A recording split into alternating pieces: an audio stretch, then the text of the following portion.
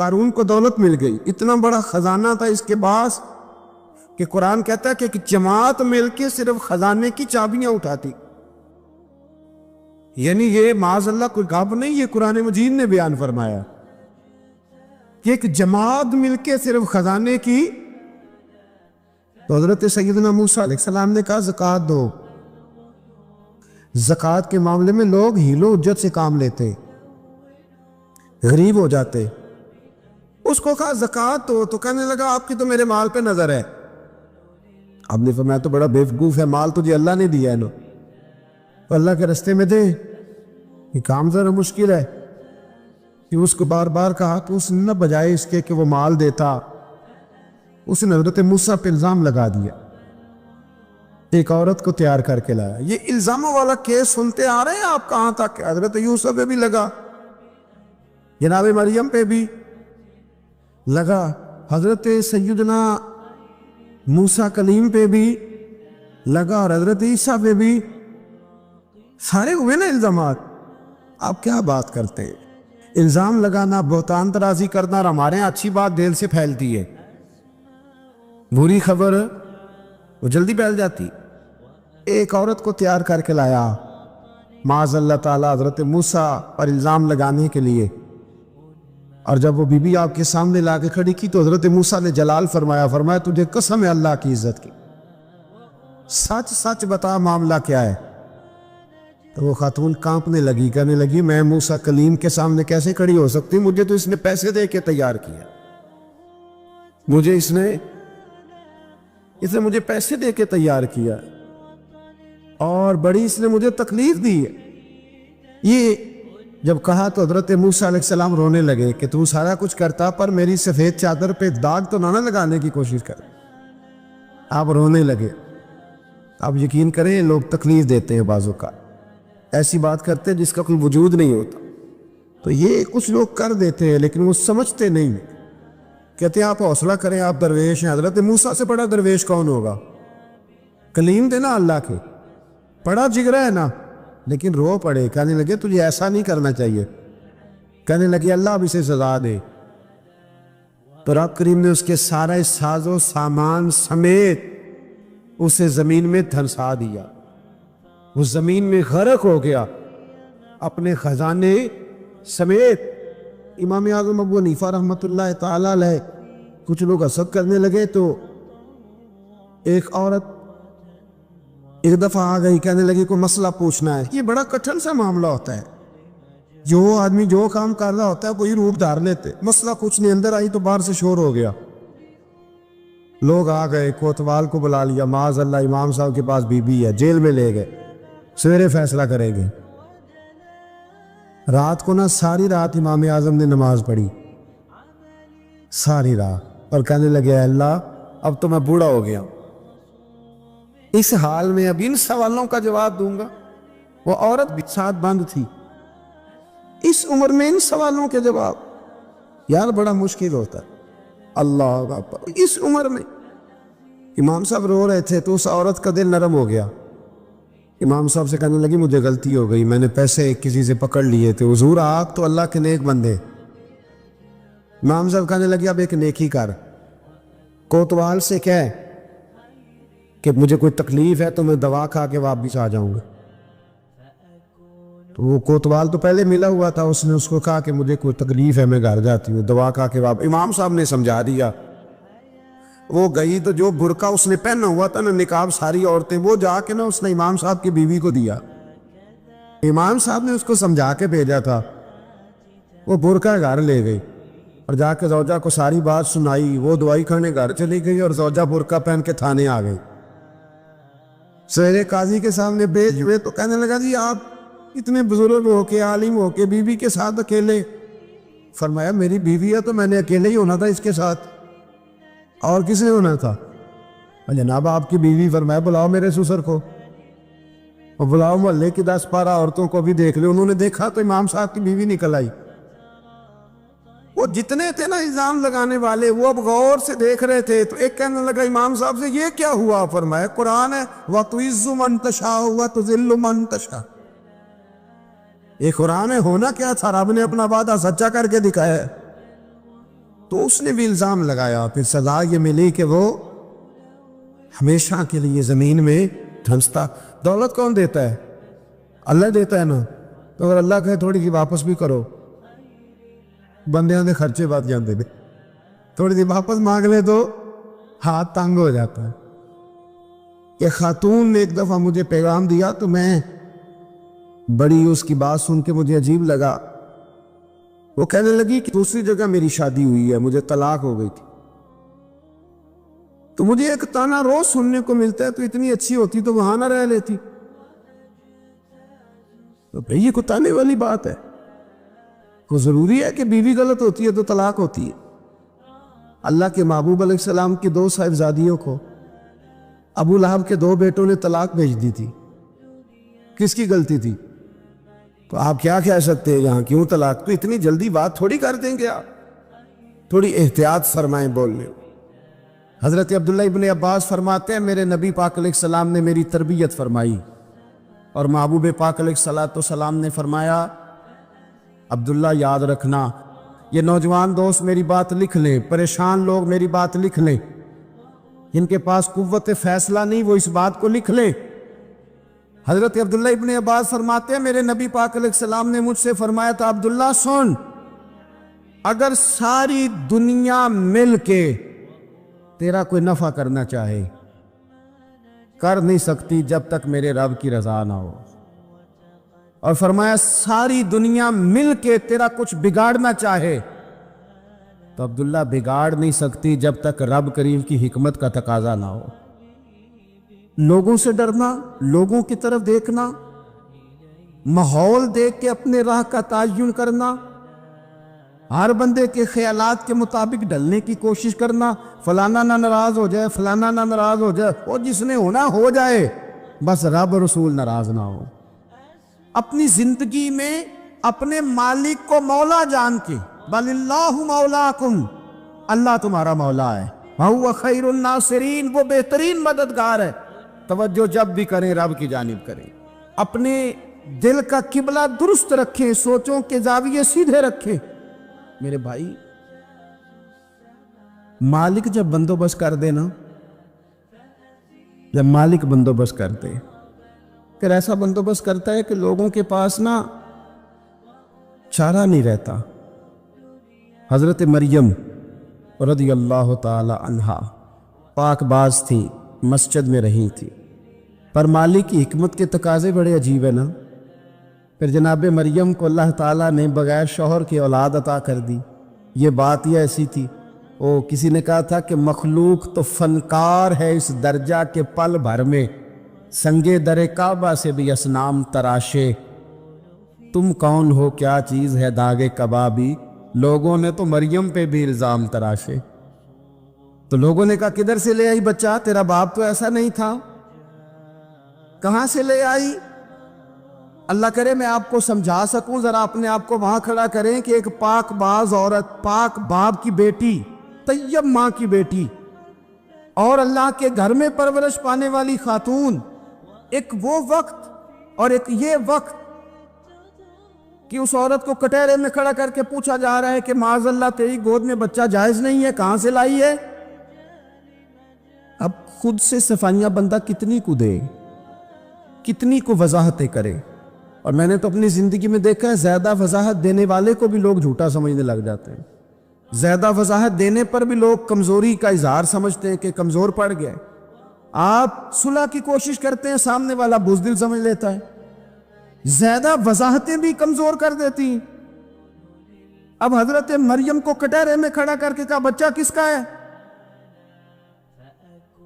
تو پھر خدا بندوبست جب کرے، اللہ جب مددگار ہو، تو پھر حضرت مریم کی گواہی درختوں سے نہیں دلوائی، اس نے پتوں سے نہیں دلوائی، پھر فرشتے نہیں بھیجے۔ حضرت مریم کہنے لگی مجھ سے نہ پوچھو، وہ جو پنگوڑے میں ہے اسی سے پوچھ لو، ان سے پوچھو نا، وہ کون ہے پوچھ لو، ان سے کر لو سوال۔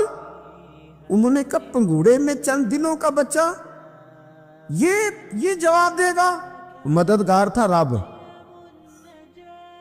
ان کی برات کا اعلان کرنا تھا مالک نے، اور جب مالک اعلان کر دے، جب مالک تیری صفائی دینا چاہے، جب مالک تجھے دنیا کے سامنے نکھارنا چاہے تو پنگوڑے میں لیٹے حضرت عیسیٰ بول کے کہنے لگے انی عبداللہ آتانی الکتاب، فرمایا میں اللہ کا بندہ ہوں، رب نے مجھے کتاب عطا کر کے نبی بنا کے دنیا میں بھیجا ہے، میں اللہ کا بندہ ہوں، کتاب لے کے آیا ہوں، نبی بن کے آیا ہوں۔ پھر پنگوڑے سے اعلان ہو گیا، پھر بچہ بول پڑا، اور یہ ایک دفعہ نہیں بات ہوئی۔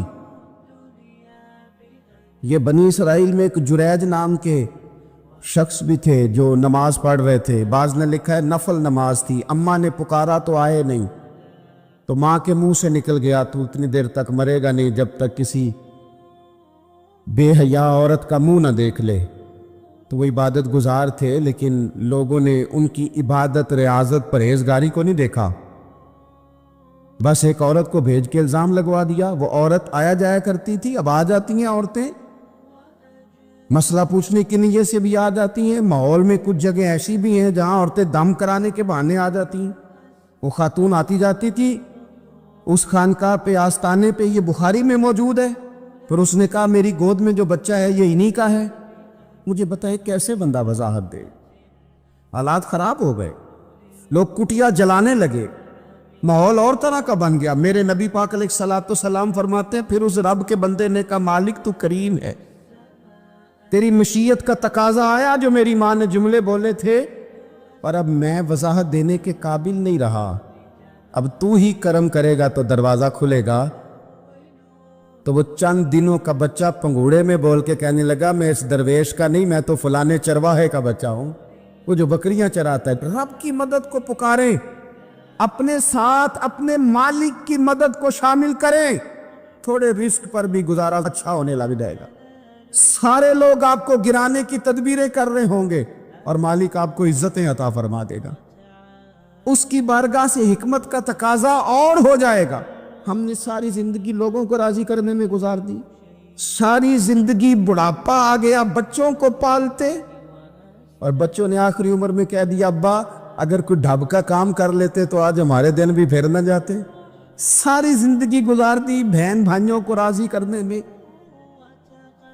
ساری زندگی گزار دی ذمہ داریاں اٹھانے میں، ان کو 99 دفعہ دیا، ایک دفعہ نہیں دیا تو انہوں نے کہہ دیا تو نے تو کبھی دیا ہی نہیں، تو تھا ہی نہیں۔ ساری زندگی محلے داروں، علاقے والوں کو راضی کرنے میں گزار دی۔ اور میں نے ایسے لوگ بھی دیکھے دین کے لیے وقت گزارا، لیکن جب بڑھاپے میں دانت کام نہ کرتے تھے تو وقت کے مفتیوں کو بھی مسجدوں کی کمیٹیوں نے کہہ دیا اب آپ کی سمجھ نہیں آتی، ہم نے خطیب کو یور رکھنا ہے، نہ دیکھو دنیا کی طرف، دنیا رلا دیتی ہے، نہ راضی کرو بندوں کو، بندے تھکا دیتے، نہ پیچھے بھاگو ہر وقت دنیا داروں کے، یہ انسان کو کمزور کر دیتے ہیں۔ وہ تو کریم ہی بڑا ہے، 2 آنسو زمین پر بعد میں گرتے ہیں، بندے کے گناہ سارے پہلے معاف فرما دیتا ہے۔ اللہ کی مدد کا حصول، اپنے مالک کی مدد کی طرف بڑھنا، آپ کو بدر کی جنگ بھی یہی درس دے گی، آپ کو احد کا میدان بھی یہی سبق دے گا، فتح مکہ بھی یہی سبق دے گا۔ میرے دوستو، جب رب مدد فرمائے، جب اللہ مددگار بنے، دوستوں سے ایک بات اکثر کرتا ہوں، میں کہتا ہوں کہ جتنے درد سے آپ امیر کو اپنی کہانی سناتے ہیں نا، اور جس طرح آپ کے آنسو بات کرنے سے پہلے گر جاتے ہیں کہ غریب ہیں، بچیاں ہیں، کاروبار نہیں، او میرے سنگیو،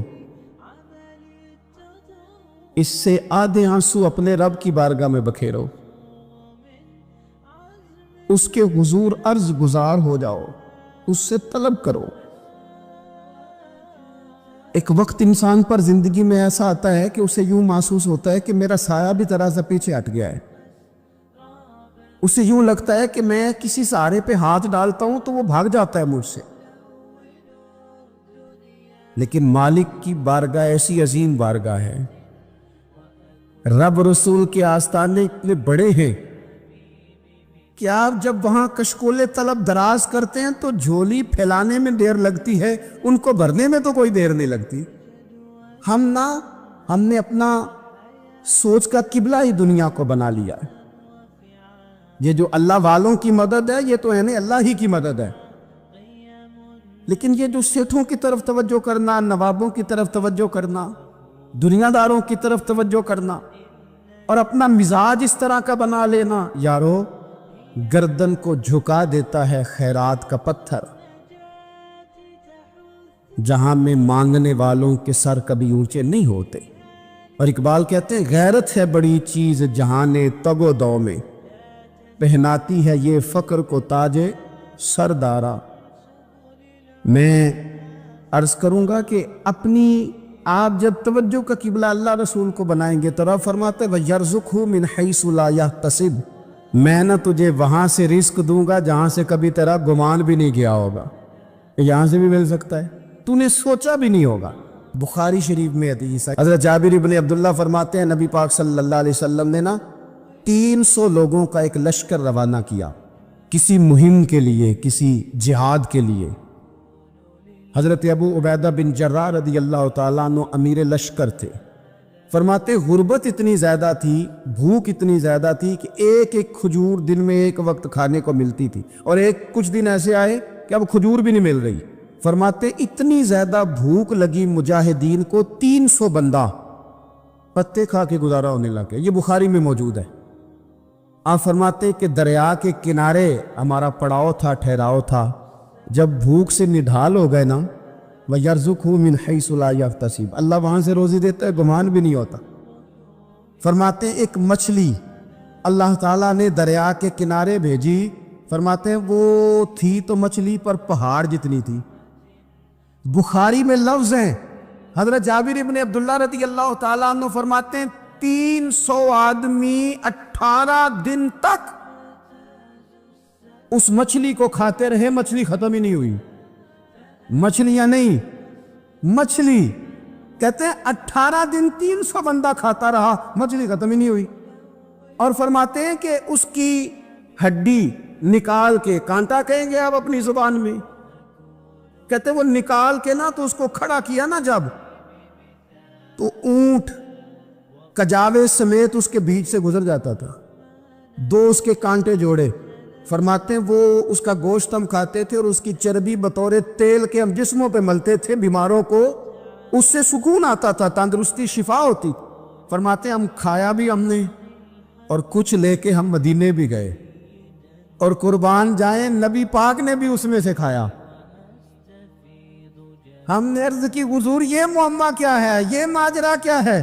تو محبوب نے فرمایا تمہارے پاس غذا نہیں تھی، رب نے تمہارے لیے بندوبست کیا ہے، اللہ نے تمہیں دیا ہے۔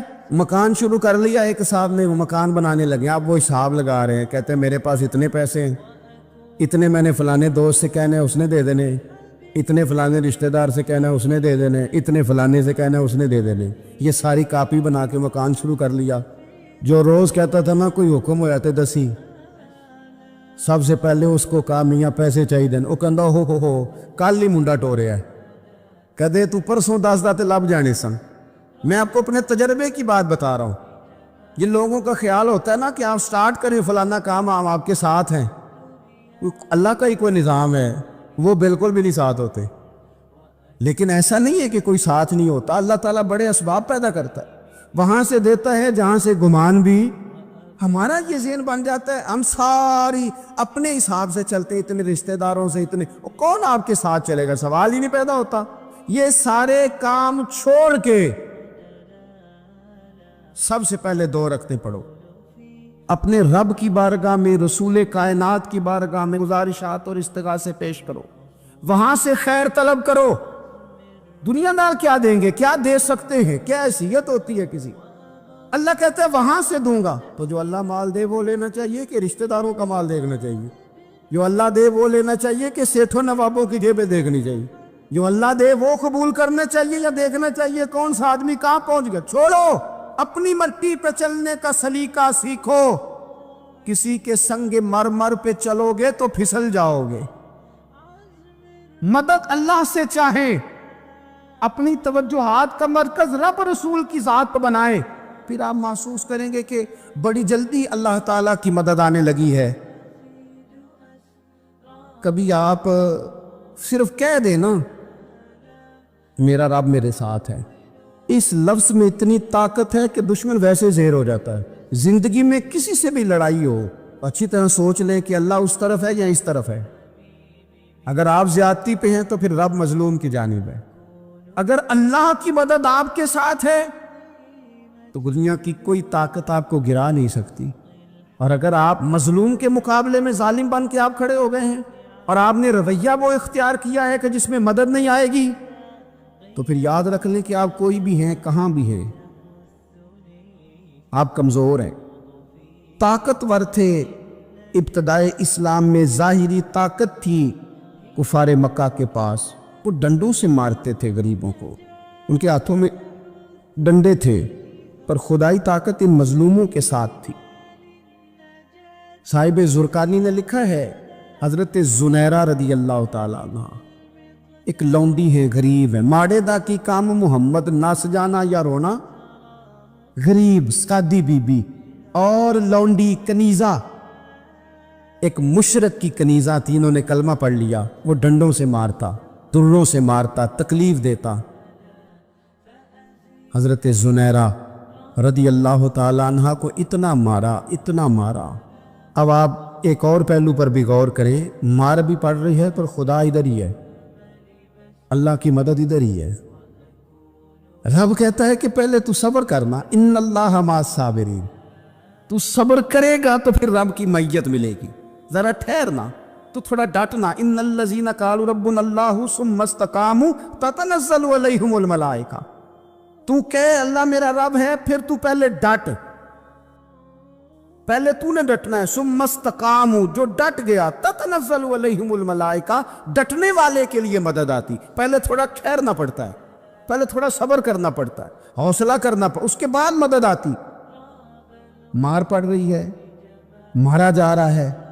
حضرت زنیرہ کو ان کا مالک جو ہے ظاہری آقا وہ مار رہا ہے, یہ کنیزہ ہے, اتنا مارا, اتنا مارا, ان کی بینائی چلی گئی, نظر آنا بند ہو گیا. ابو جہل آیا اور کہنے لگا زنیرہ دیکھا نا ہمارے بت تیری آنکھیں لے گئے, معاذ اللہ, لات و منات ہمارے بتوں نے تجھے اندھا کر دیا. اب ایسا نہیں ہے کہ بی بی روتی جا رہی ہے, روتی جا رہی ہے, مایوسی مایوسی, معاذ اللہ, پریشانی, غریبی بڑی ہے, پوچھنے والا کوئی نہیں, یہ باتیں نہیں.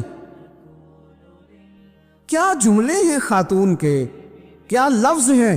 ابو جال نے تنزیہ کہا, معاذ اللہ, کہنے لگا دیکھا نا ہمارے بتوں نے تجھے اندھا کر دیا. تو جناب زنیرہ آنکھوں کی بینائی گئی ہے, رات کو گئی ہے, دکھ ابھی تازہ ہے, لیکن اللہ پہ جو توکل ہے, اپنے مالک سے جو رشتہ ہے, وہ اتنا مضبوط ہے, اتنا طاقتور ہے, اس میں اتنی گہرائی ہے کہ حضرت زنیرہ بول کے نا اتنی قوت سے بولی, اتنی طاقت سے بولی کہ پورے کفر پر لرزہ طاری ہو گیا. فرمانے لگی تمہارے پتوں کی کیا اوقات ہے کہ وہ میری بینائی لے جائیں, یہ میری رب کی حکمت کا تقاضا ہے. جب تک اس نے چاہا زنیرہ دیکھتی رہی, اور جب اس نے چاہا زنیرہ کی آنکھوں کی بینائی چلی گئی, اور اگر وہ چاہے گا نا تو بینائی واپس بھی کر دے گا. اگر ہو ذوق یقین پیدا تو کٹ جاتی ہیں زنجیریں, اگر وہ چاہے گا تو بینائی آ بھی جائے گی. حضرت زنیرہ نے رات کو یہ لفظ کہے, ابو جال اور سارے کفار ڈر کے سن کے چلے گئے. آپ اطمینان سے آ کے بستر پہ سوئی, جب سویرے اٹھی تو اللہ نے آنکھوں کی روشنی واپس کر دی تھی. آنکھوں کی اب چھڑی پکڑی ہے, بازاروں میں گھومتی ہے, کہتی ہیں بلاؤ کدھر ہے تمہارے لات و منات, دیکھو میرے رب نے روشنی واپس کر دی. آ کر میرے ساتھ ادھر آ, ستمگر ہنر آزمائے, تو تیر آزما ہم جگر آزمائے.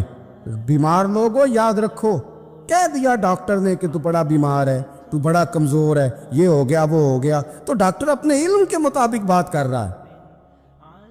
ہوگا تو وہ جو میرا رب چاہے گا. کمزور ہو جانا, پریشان ہو جانا, تکلیف میں آ جانا, پتہ نہیں بات ہو گئی ہے تو جانے کیا ہو جائے گا. اپنی زندگی کے اندر اپنے رب سے رشتہ مضبوط کرے, رسول کائنات سے رشتہ مضبوط کرے, اللہ والوں سے رشتہ مضبوط کرے. حضرت زنیرہ نے پیغام دیا کہ زندگی میں جو جینا چاہتے ہیں تو وہ رب کا نام لے کے جی سکتے ہیں. جو اپنی زندگی میں خوشیاں دیکھنا چاہتے ہیں تو رسول اللہ کے نام پر خوشیاں دیکھی جا سکتی ہیں. توکل کی بنیاد پر بندہ خوشیاں لے سکتا ہے.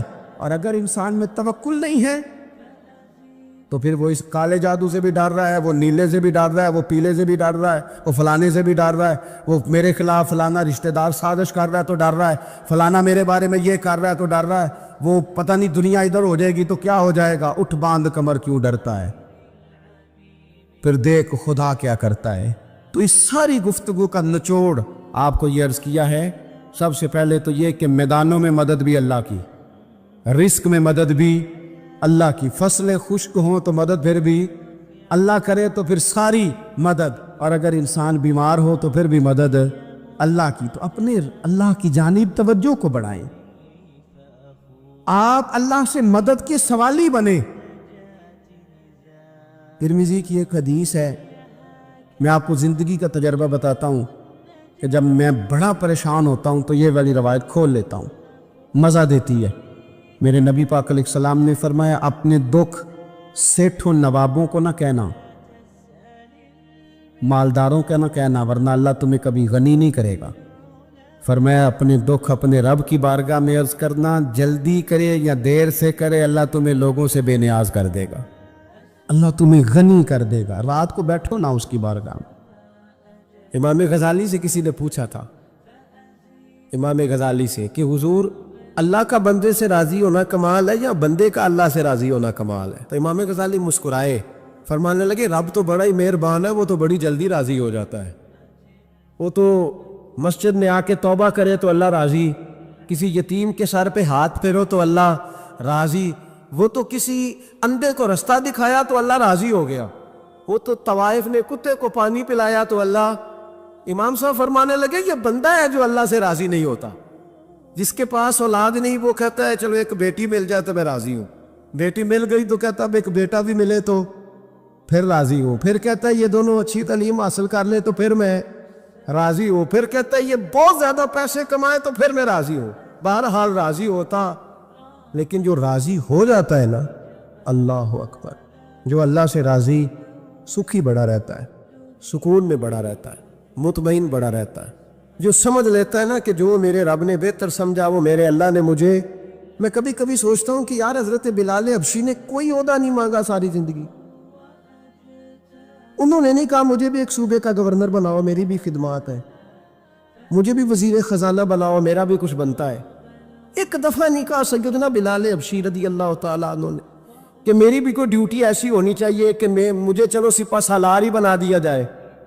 ساری زندگی مسجد میں جھاڑو دیا تو اسی پہ راضی رہے, ساری زندگی محبوب کے مہمانوں کا لنگر پکایا تو اسی پہ راضی رہے, ساری زندگی میرے محبوب علیہ السلام کے بچوں کی نوکری کی تو اسی پہ راضی رہے, راضی بالرضا رہے.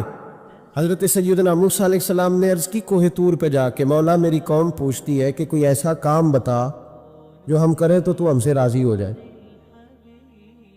حضرت موسیٰ کی قوم کا خیال تھا کہ تہجد کا حکم آئے گا تو پڑھیں گے, صدقات کا حکم آئے گا تو دیں گے, جہاد کی بات ہوگی تو کریں گے. کچھ جو نیک لوگ تھے ان میں سے انہوں نے یہ پیغام دیا کہ مالک ہمیں بتائے کہ وہ کس کام پہ راضی ہوتا ہے, ہم وہ کام کریں تاکہ اللہ ہم سے راضی ہو جائے. حضرت موسیٰ کلیم کہتے ہیں میں نے عرض کی مولا میری قوم پوچھتی ہے کہ کون سا ایسا کام کرے کہ تو راضی ہو جائے.